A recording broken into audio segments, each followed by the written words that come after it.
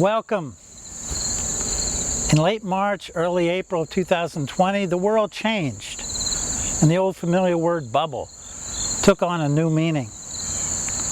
The rapid speed and wide spread of infections and deaths due to the coronavirus put our lives on hold and drastically limited how we could move in the world and how and where people could get together. COVID, combined with the reactionary Trumpian politics of the day, in some ways, I think, threw us back to an earlier, less open time. One in which our primary, if not our only social group, our bubble, was our immediate family and maybe a few close friends. It made for a strange time. There have been days during the pandemic when I felt I was living in a Twilight Zone episode. The one that takes place in a hospital where everybody but me is wearing a mask. Or in the prophetic 1990s movie, The Truman Show, in which Jim Carrey's character tries to escape, appropriately, a reality show, his own, that is being filmed unbeknownst to him inside a large plastic globe or bubble. Like Carrey's character, as the pandemic burned from April into the summer, our lives, which were fluid, externally rich, and pluralistic, became more and more restricted, involuntarily introverted, and at times, if we watched the news, alarming and worse. This new constricted reality engendered a wide spectrum of emotions that ranged from frustration and anger to listlessness or depression. And yes, the necessary humor, and sometimes, strangely, peacefulness and even serenity, especially among those of us who lived in the woods. Or as one of the contributors to this project wrote, sometimes I felt relaxed, and other times I felt terrified. It was in this context, which shows no signs of ending, at least until scientists produce a vaccine, that I asked friends and neighbors and colleagues, writers and non-writers alike, to respond succinctly to the question, what has it been like living during the plague? The following short film, CV-19, or During the Plague, is a compilation of the one-sentence impressions, small scenes, vignettes, flash fiction, and short poems that they submitted. So, what was it like for you living during the time of the plague? What was it like living inside your bubble?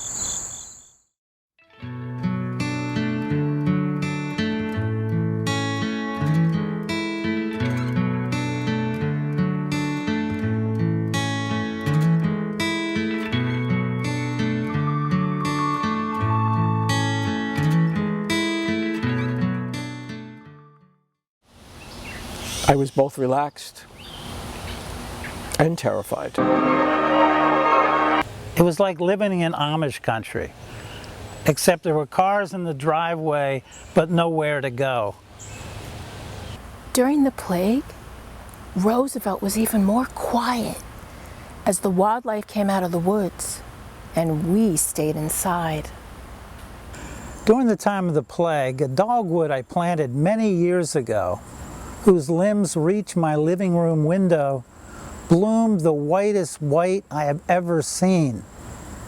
And now, having time to do more than glance, I stare and stare at that whiteness and think of Melville's chapter entitled, The Whiteness of the Whale.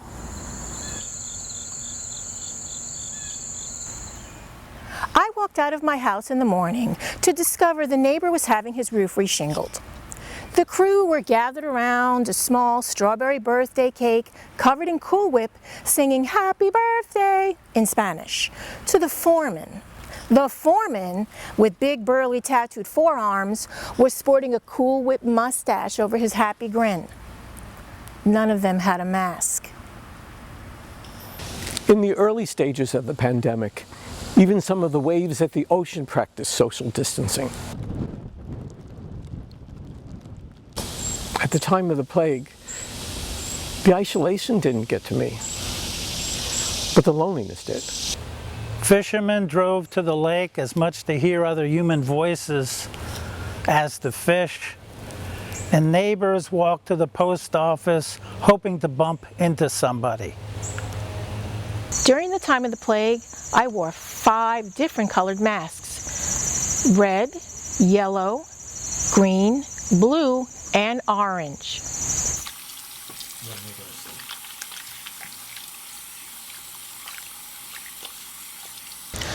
All during the pandemic, we washed our hands as often and as ferociously as surgeons.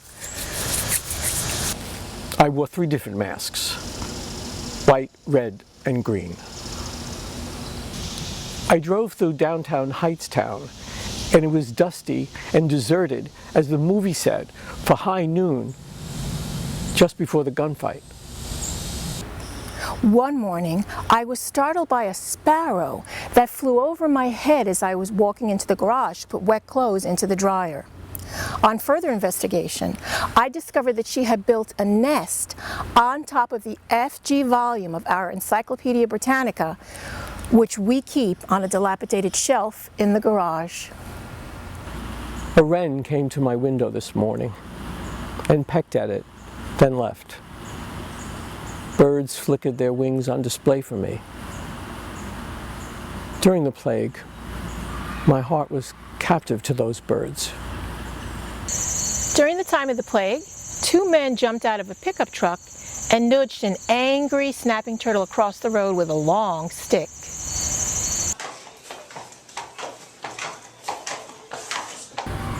A neighbor didn't say hello to me for over 30 years.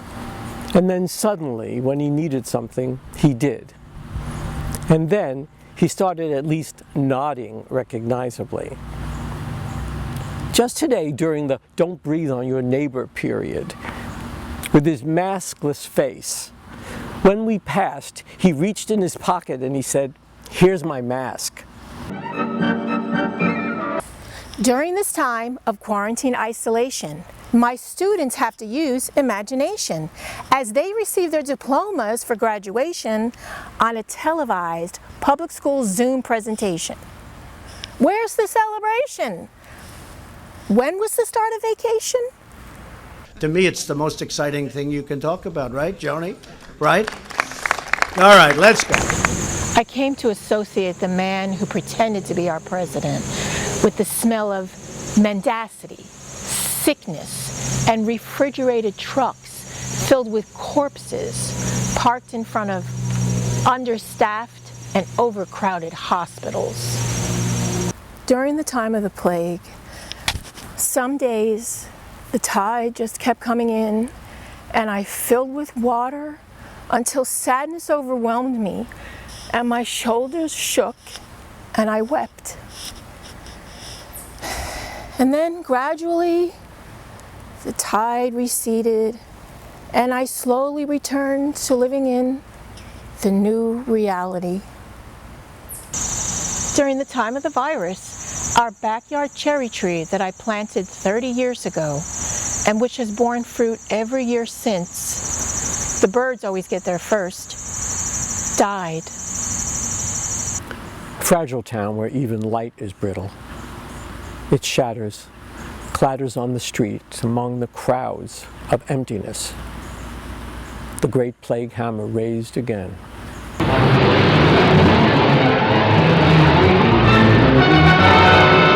At the time of the pandemic, people walked into banks wearing masks with impunity.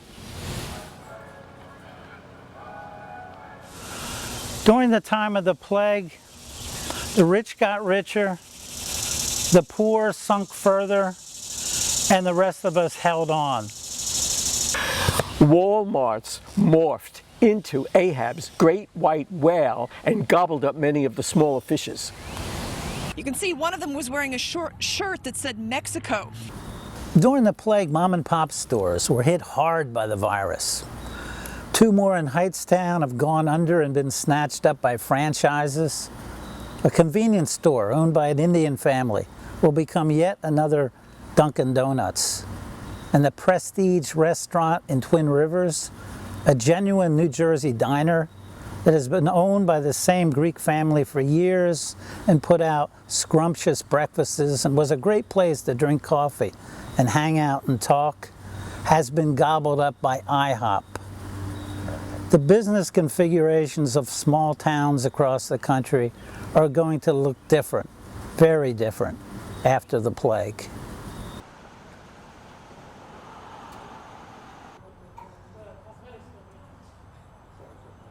The shower head in my bathroom started dripping. Slowly at first, but gradually, over time, more intensely. Because of the plague, we couldn't allow a plumber in our house. And so the dripping grew worse, until it dripped and dripped and dripped. All day, all night, it dripped. It reminded me of the heart that beats under the floor in Edgar Allan Poe's story, The Telltale Heart. Some days we ventured out into it. Other days we stayed home and circled the wagons and waited for the cavalry that is yet to come. Unable to travel by airplane, I flew by reading and studying. During the plague, I wore two different colored masks, black and white. During the downtime, I learned to say, hasta ahora acuarela es mi preferido palabra español porque el sonido y me gusta las enchiladas verdes.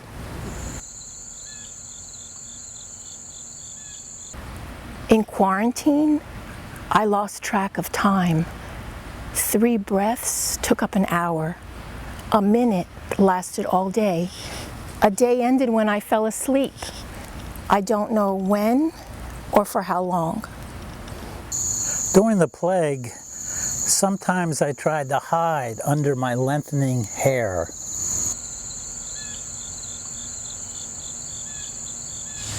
During the time of the coronavirus, there were so many symptoms that I got sick, trying to decide if I was sick.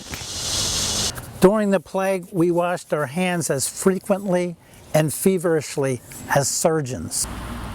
A woman working behind the cash register at Wawa asked me if the photograph on the first page of the Times was the New York Public Library.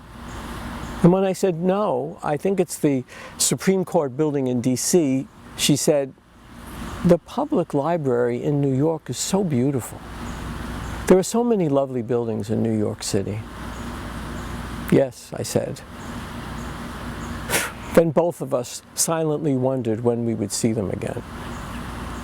During the plague, I developed a new appreciation for cherries and cauliflower. During the plague, death and the possibility of death were real, very real. And people who had previously been as practical as plumbers became philosophers. During quarantine, the wisest person I know said, in the end, all we have is each other and poetry.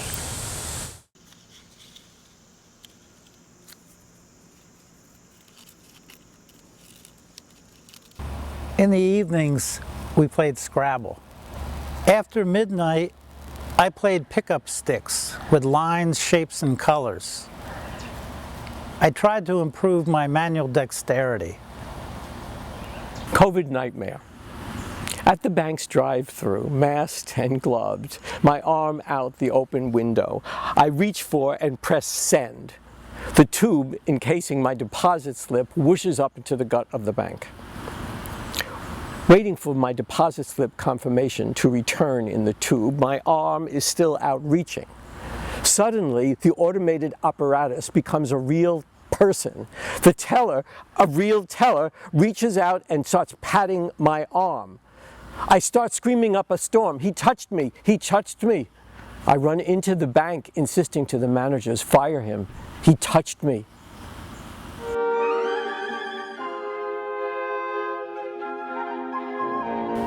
After a full day of childcare, I return my 2-year-old grandson to his home.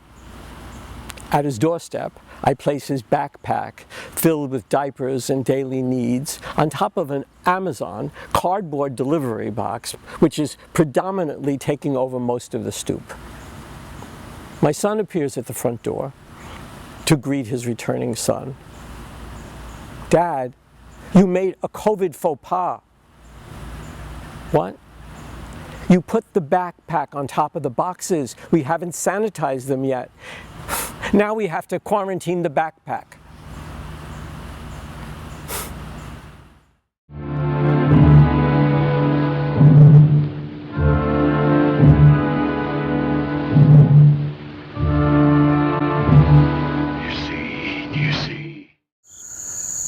We watched the silent 1920s movie The General for the 3rd time. The movie in which Buster Keaton and Marion Mack do all the stunts on a train. And we thought the speeding train ride might be an extended metaphor for living during the time of the plague.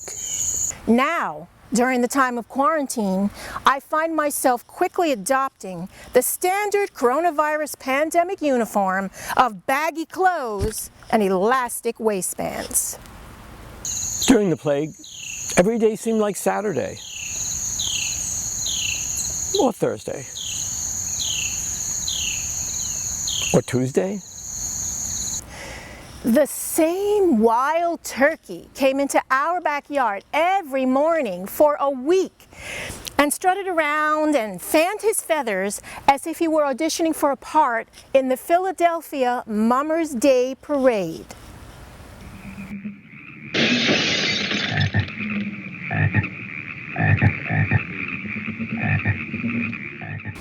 During the plague, it rained in torrents for a week, and the great tree frogs leapt from the trees and bellowed and croaked like there was no tomorrow. For 3 consecutive nights, we were entertained and shocked by a cacophony, a veritable opera of tree frogs. The scientists in town said that the frogs were mating and that the rain got them moving, while the sociologists speculated they were just seeking higher ground. The poets said the deluge inspired the frogs to sing and dance, and there were others who said the commotion was probably caused by a combination of all 3 factors. No one thought the cacophony of frogs was in any way related to the plague. No one believed, as many people did, of the sudden comet showers that preceded the Black Plague, that the frogs were some ominous sign. But there were mixed reactions. Some people found it cool, while other people found it creepy when the tree frogs, their throats swelling like wads of bubblegum, web-footed their way up our windows and peered into our living rooms like they're inflated doubles in some bad late-night sci-fi movie. When I was walking down the hall where Sarah's huge painting hangs, my shadow walked right through her painting. How accomplished I was in the world of shadows. During the plague, I worked at perfecting a kind of plague dance, whereby every time my partner stepped forward, I took 1 step backwards. Sometimes when I closed my eyes, I saw colorful abstractions. But when I opened them, the shapes and the colors disappeared.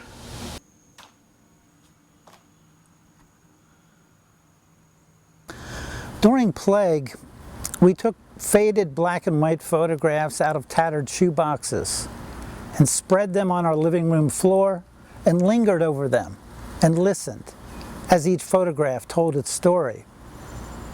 I thought a lot about my childhood and about my children's childhoods and about my parents' Great Depression and World War II years. And I noticed that my handwriting is starting to look like my mother's. My mother, who paid me a visitation every day at 4:30 during the plague. And I remembered how my mother used to sit on the couch in our living room and study German with me, even though she didn't know German. The week the known world dissolved, my mind dimmed to of the actual, and thoughts of Randy materialized. The tall, buck-toothed genius, 16, a big kid to Alcestis, and my 11-year-old selves. Once in Randy's laboratory, the one assembled in his room, he ranted how the lands were drifting apart. "Look at the tectonic plates," he yelped wide-eyed, his finger grazing the contours of the continents on the miniature orb of the earth he liked to swirl. Then he screamed as though in fear of being dragged away from all he knew. Now, with the avenues barren, isolated figures walking head down, mouths hidden, as though harboring deadly secrets, I wonder how Randy knew, and where my friend Alcestis has been all these years. During quarantine, I taught on remote with no control. A quarter of my students were off the grid completely. Did they tune out and turn off? Or did they turn off and tune out? No avatars on my computer. Not even ghosts in my machine. At pandemic's birth, slathered sanitizer on nurses' latex hands scathes my nostrils, reviles me into spasmodic coughing. Healthcare workers in queue at the Purell fountain just a breath away from my hospital bed. That ubiquitous smell. An epidemic in China. Yeah. In semi-conscious post-surgery, I utter, "I'm allergic to Purell."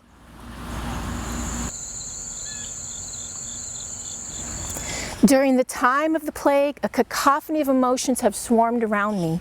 Calm and fearful, blessed and doomed, abundance and lacking, hopeful and despair. Sometimes I wish I didn't feel anything at all. Sometimes during the plague, we felt like we were living in a cage. And the only way to escape was to make something beautiful. Or at the very least, something practical and useful. A friend of mine told me he has been practicing social distancing all his life, so he was prepared for the plague.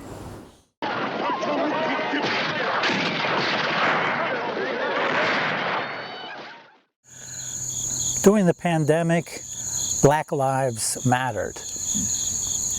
Neighbors met by chance at the end of driveways and told stories that were similar to Seinfeld episodes, in that little or nothing really happened, though most ended with punchlines that sent everybody home smiling.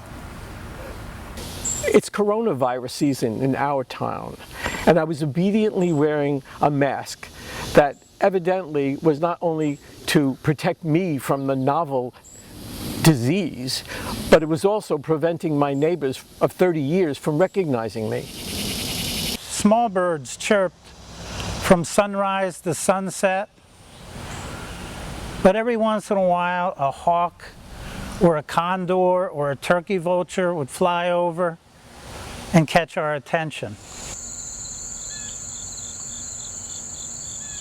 Sometimes I smelled fear, and it frightened me.